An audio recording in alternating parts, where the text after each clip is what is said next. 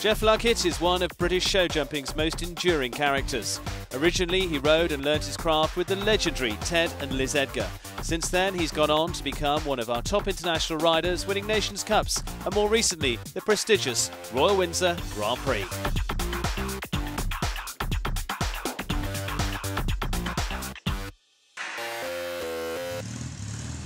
He sends out his horsepower from his home near Banter in Oxfordshire with a successful string of horses and a stunning motorcycle collection that portrays his former life as a speedway and motocross rider. Originally I was from Birmingham. My dad was a motorbike person, he was a motorbike tester, and the bikes were one of my first sort of loves really, along with the ponies. Geoff, you were a speedway rider at one point, you've still got a love of bikes. Why horses and not the bikes? They're dangerous. But then I suppose horses are dangerous. I don't know, I think in life you go a little bit the way that life sends you a little bit, and it sent me that way.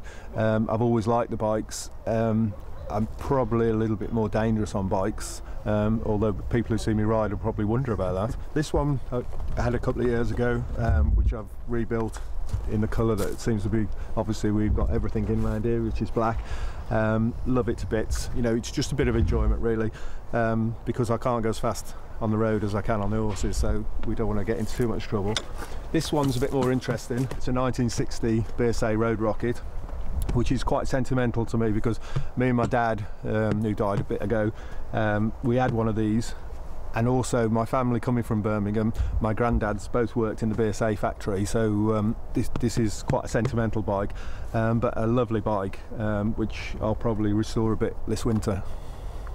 And how did you get from motorbikes through to horses and being based with the Edgars? Right in the beginning, we went on a holiday and I rode in a donkey derby. Won the donkey derby and got bitten a little bit, went to riding school and went gymkhanering because that was the first thing I did was gymkhana. And how hard is it coming from a non-horsey background into horses the love you've got? It's quite difficult, but then I think also it gives you a lot of drive because sometimes things are a little bit too easy, and if you look down a lot of the top riders now, there's quite a few, like Pt1 from the middle of Liverpool, Daniel Nielsen, from the middle of Sunderland. Maybe it just gives you a bit more drive because sometimes for the kids it is too easy if you're already involved in that lifestyle. Do you ever wish you'd gone another route and gone into motorsport?